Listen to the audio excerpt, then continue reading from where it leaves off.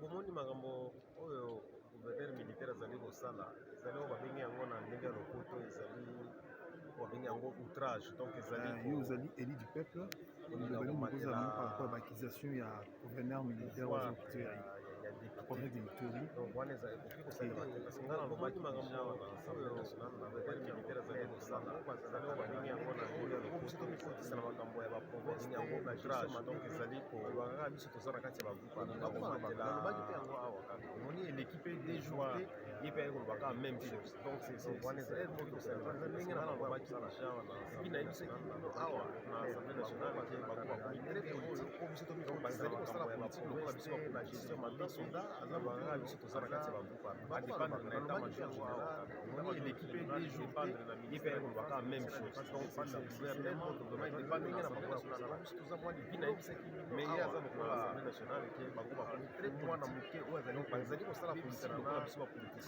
pourtant soda aza mata parent na ye donc adépendre na état major général état major tokokaka biso toza na biso toza ba gouvernement dépendre na assemblée nationale donc biso toza mwa likolo mais ye aza lokola saison de petit fait nga na pesi barapport oyo azali nyonso nabebisana na pesi plainte nasali plainte na ye donc y a un problème sérieux wameka biso tosala mosala na biso donc toza vous êtes de l'Est.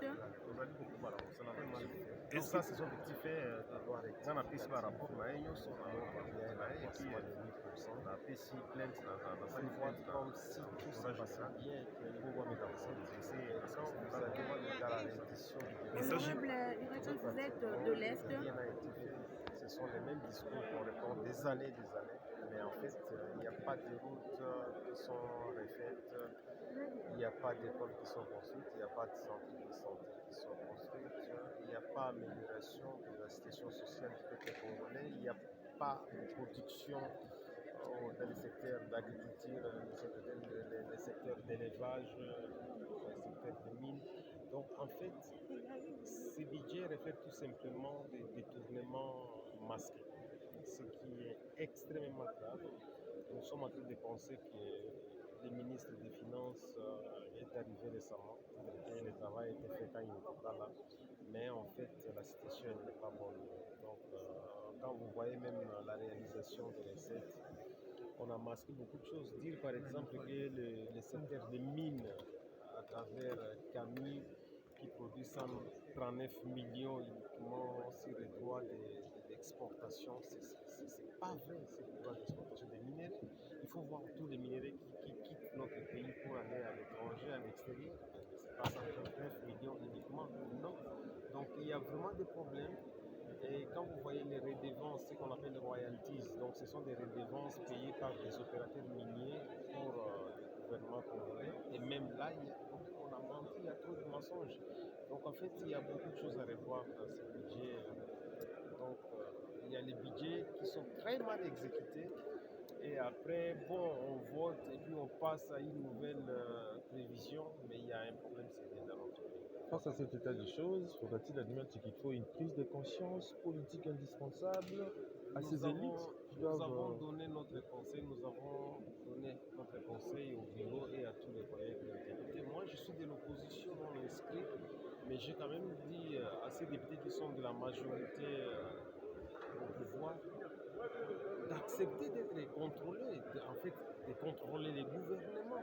Parce que s'ils ne le font pas comme ça, le bilan de leur autorité morale, le président Félix, va être négatif. Donc, il faut qu'ils acceptent que les gouvernements soient sévèrement contrôlés et ça permettra à ce qu'il y ait des résultats. Parce que face à tout ce qui se passe ici, le seul remède, c'est le contrôle. Donc, s'ils n'acceptent pas, et là, j'ai demandé aussi au président Kamere de nous aider, en tant que président de l'Assemblée, à ne pas casser les contrôles parlementaires. Sinon, c'est fini. On n'aura pas de bilan pour les présidents en fonction. Et donc, il faut qu'on accepte d'être contrôlé. Honorable, l'actualité politique, c'est aussi vous. Hein? Vous êtes cité par le gouverneur militaire de Loué Akachama d'être en connivence avec les rebelles du M23. Comment voyez-vous cet état de choses? Non, ce sont des chansons qu'on connaît. Vous étiez à la plénière la fois passée. Nous avions déjà dit ça. On a déjà dit, j'ai dit du haut de la tribune ici, qu'il y a un réseau de mafieux, toujours qui cherchent à prendre les devants. pour que les députés de l'Est ne disent pas la vérité de ce qui se passe là-bas, ils les assimilent toujours à des membres des groupes armés. C'est connu, c'est pas nouveau. Si pour vous, vous pensez que c'est nouveau, bon, moi je l'ai dit déjà, et vous avez vu qu'après moi, c'est exactement ce qui s'est passé. J'ai dit même ici à l'Assemblée nationale que les gouverneurs militaires sont devenus politiques. Et vous avez vu comment ils opèrent? Exactement comme des politiciens. Et il prend la décision d'aller sur la voie des ordres. Vous savez qu'un gouverneur militaire, il dépend de l'état-major général. L'état-major général dépend du ministère de la Défense. Le ministère de la Défense dépend du gouvernement. Donc, vous voyez, et le gouvernement dépend de l'Assemblée nationale. C'est comme un petit enfant, un arrière-petit-fils qui se rebelle à son grand-parent. C'est ce qui se passe avec le gouverneur militaire. Le gouverneur militaire ne peut pas m'approcher. Moi, je suis représentant de la nation. Je suis deuxième autorité du pays. Donc, nous sommes de la deuxième institution après le président de la République. Donc, ce qu'il a fait, c'est seulement de l'outrage et diffamation. Et c'est comme ça que nous avons porté plainte face à ça. Donc, on doit les redresser, on doit montrer qu'il y a de l'ordre quand même au Congo. Il y a des gens avec qui ne vont pas blaguer comme ça. Des petites blagues qui peuvent les faire avec des gens au niveau de la province, c'est à lui. Hein. Mais moi, je suis député national, respecté, valablement élu parmi les rares députés qui sont respectés à la province de l'Ituri à 98%. Et même en RD. Donc, on ne peut pas jouer avec moi comme ça. Vous êtes pour ou contre la révision constitutionnelle? Bon, ça, ce sont des questions qu'il faut peut-être débattre par rapport à l'opportunité. Pour le moment, vous savez qu'il y a la guerre au Congo. Et donc, il faut voir un peu la priorité. Il y a la guerre, il y a la crise, il y a les chaos. Est-ce que la priorité, c'est la révision? On peut réviser la Constitution, mais est-ce qu'il y a opportunité? C'est la question qu'il faut se poser. Vous-même, vous savez qu'il y a la guerre. Moi, je pense qu'il faut d'abord finir la guerre. Après ça, il faut revenir voir la situation du chaos que nous avons par rapport au chaos social, pour voir s'il faut revoir. La Constitution, c'est notre Constitution, on peut la revoir, on peut refaire la Constitution, c'est pas verrouillé, c'est notre Constitution, il faut l'adapter comme nous voulons. Mais est-ce qu'il y a opportunité? C'est ça la grande question, parce que pour le moment, il y a la guerre, il faut chasser tous ces groupes armés, tous ces rebelles, avec les Rwandais, tout, il faut les mettre d'abord de côté qu'on finisse avec la guerre et après on voit ce qui pourra venir. Donc c'est bien d'honorer, merci. Projet de loi des finances, exercice 2023-2024. Ici à l'Assemblée nationale, vous avez pris la parole au nom de votre regroupement politique, mais également au nom de votre province. Qu'est-ce qu'on peut retenir autour de votre prise de parole tout à l'heure? Merci bien. Nous avions présenté les priorités qui s'avèrent dans la province chère à Patrice Emery.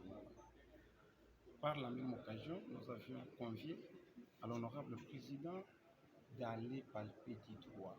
Parce que les sankourous que vous attendez dire de tous les grands temps, les sankourous est en train de partir. Le Sankourou n'a pas les infrastructures routières.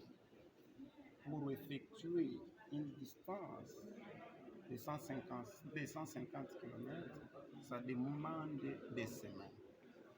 C'est la raison pour laquelle j'ai demandé à l'honorable président que le développement de la République démocratique du Congo doit commencer au Sankourou. Parce que le Sankourou, c'est la province chère à Patrice Emery Lumumba, bien entendu, d'une part, et de l'autre part, le Sankourou est au centre, non seulement de la République démocratique du Congo, mais au centre de l'univers. Alors le Sankourou mérite mieux. J'ai présenté la quintessence, j'ai présenté comment les tableaux qui sont de la province du Centre. Voilà en synthèse, et la lutte continue. Nous allons demeurer dans le même sens, afin que nous puissions donner l'impulsion tant souhaitée par les compatriotes.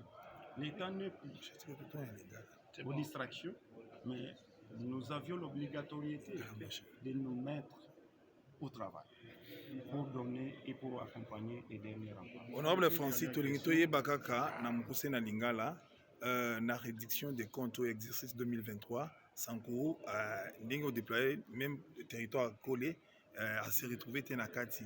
En 2024, Lilobanini Rocha pour Sankuru, na territoire collé va se retrouver. Les Konanga, territoire ya collé. Dans le Baki, Sankuru est au centre, mais territoire où ils allaient au centre, ils ont collé. Le territoire Wana, ils ont mérité madame. La reddition des comptes, nous avions vu qu'aucun projet de grande envergure n'a été amorcé pour l'intérêt de nos compatriotes, du Sankuru bien entendu, en général, et en particulier de ma circonscription électorale. Alors, nous allons déterminer pour que l'or et budget ils allaient pour yambala na sima, en tenir compte pour ils allaient pour talema na Sankuru parce que Sankuru ils allaient na centre. N'engeni beaucoup banda ko lila ka mboke zo développer mais mboke ko développer n'engeni esengele banda na centre ya pays za wapi na Sankuru to banda na Sankuru na senge on président bana ya Sankuru bayeba ko babeni makadame te bayaka awa to bandiko yinga oyo mede makadame oyo mais ndo kaka anyanya wanyanya. Mais pourquoi ne pas aussi insérer la province de Sankuru dans les grands projets d'asphaltage? Les Sankuru ne peut pas aussi être asphalté.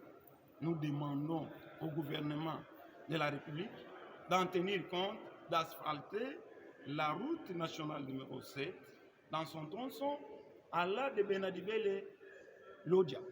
C'est une route qui fait la fierté de notre province en particulier.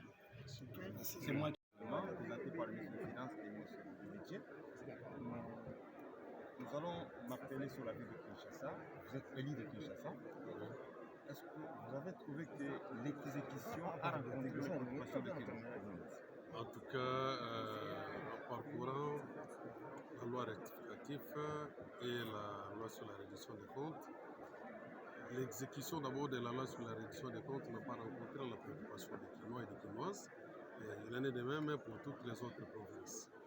Le constat que nous avons fait, il y a eu des dépassements tout simplement dans les rubriques qui concernent les ministères, tout ça, les fonctions, les équipements, mais sur le développement, sur l'enseignement, sur la santé, sur l'éducation, il n'y a presque rien du tout. C'est pourquoi nous avons formulé les recommandations.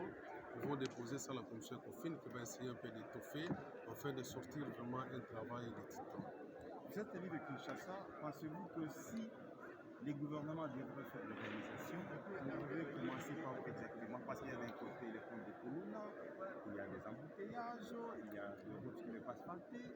Vous pensez les orienter à quel secteur exactement? Les problèmes sont tellement multiples. Nous avons le problème sécuritaire, juste le phénomène Koluna, que l'on venait de faire allusion. Nous avons le problème de routes qui n'existent presque plus.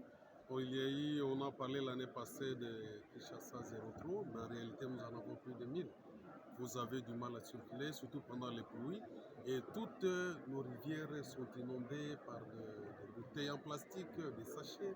Donc nous ne vivons plus à Kinshasa. En dehors des phénomènes Kuluna, il y a la grève des enseignants. Vous avez vu même dans les réseaux sociaux comment est-ce que les enfants vont par-ci par-là réclamer la reprise des cours. Donc les problèmes sont tellement multiples et nous allons voir quelles sont les priorités pour que le gouvernement puisse y attendre. Merci. C'est moi qui vous remercie. Soutenir même les routes aujourd'hui en terre battue, si nous pouvons mettre un système de cantonnage, toujours avec les phonères. Avec les phonères, si nous pouvons mettre un système de cantonnage, je crois que c'est possible avec ce que perçoit le phoneur le mois. En faisant les calculs, on peut même recruter 50 000 cantonniers. Ça vous fait, ils peuvent toucher chacun $100 le mois. Ça vous fait une affaire de 5 millions de dollars. Et tu vois, il y a lieu de créer, non seulement on aura créé de l'emploi, mais aussi les routes seront entretenues parce que souvenez-vous, ce pays, depuis son accession à l'indépendance, on n'avait pas de routes asphaltées partout, mais on pouvait circuler même avec sa voiture de l'Est jusqu'à l'Ouest. Je connais un blanc qui travaillait dans la société Maniema, c'était Simetin Kalima, il quittait avec sa voiture, il ne prenait jamais l'avion, il prenait sa voiture jusqu'au port de Matadi, il prend son bateau, il va chez lui en vacances. Est-ce que c'est impossible de faire la même chose aujourd'hui? La même terre que nous avons, la même route? Parce qu'il y a lieu, si nous avons de la volonté, de pouvoir vraiment entretenir nos routes, rien qu'avec les fonds. Merci beaucoup. Monsieur Honorable, faire un petit pas par derrière, est-ce que vous avez, selon vos observations, avec l'exercice du budget 2023, je crois bien que... et surtout que vous êtes de l'Est, là nous parlons de l'Est de la RDC qui est touchée par l'insécurité. Bon, l'insécurité, ne me parlez pas de l'insécurité, mais c'est un problème crucial. Et moi-même, d'ailleurs, je viens de passer président de la commission de défense et sécurité, parce que nous aurons bien des choses à développer par rapport à cette question. Je crois que même toutes les questions que nous posons aujourd'hui aux ministres, aux deux ministres qui sont ici présents, c'est vrai, ils ont hérité de ce que les autres ont laissé, mais je crois qu'il y a quand même une avancée, mais on ne peut pas les laisser libres, il faut travailler, il faut les pousser à faire mieux les jours qui viennent. Il est déjà parti 17 ministères. Il fallait qu'on communique. Ces dépassements met la qualité de la gouvernance à l'issue de notre intervention. Nous avons demandé au gouvernement de plafonner les dépenses liées au fonctionnement des institutions et des ministères. En plafonnant ces dépenses-là, ça va nous permettre de gérer au maximum ces dépassements et permettre au gouvernement de respecter les criminalités budgétaires pour chaque ministère et chaque institution. Alors, en ce qui concerne la loi, pourquoi on rectifie la loi? Parce qu'il y a des motivations derrière. La première motivation, c'est l'issue heureuse de la renégociation des contrats chinois que nous appelons la grande société Sikomi. Et à l'issue de cette renégociation, l'État a pu gagner aujourd'hui 324 millions de dollars chaque année. Et la première année, c'est l'année 2024. Et exceptionnellement pour cette année 2024, en B, c'est 324 millions, nous avons encaissé 624 millions. Et un tel changement ne peut qu'imposer la rectification de la loi de finances sur 2024. Bien qu'il y a d'autres raisons que vous découvrirez là. Pour la question, effectivement, nous avons intervenu dans cet exercice qui est un exercice de rédépétition par rapport à tout ce qui a été fait en 2024.